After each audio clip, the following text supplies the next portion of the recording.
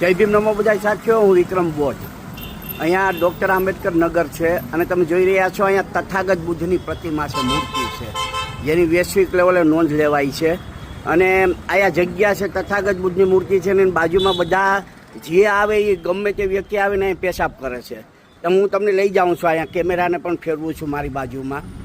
તો માંગરોળની નગરપાલિકાને નમ્ર વિનંતી વિક્રમ બોજ કરે છે કે અહીંયા તમે કોઈ પણ જાતની વ્યવસ્થા કરાવો, જેથી કરીને અહીં તથાગત બુદ્ધની મૂર્તિ છે અને અહીંયા લોકો અહીંયા પેશાબ કરે છે, પેશાબ પાણી કરી જાય છે.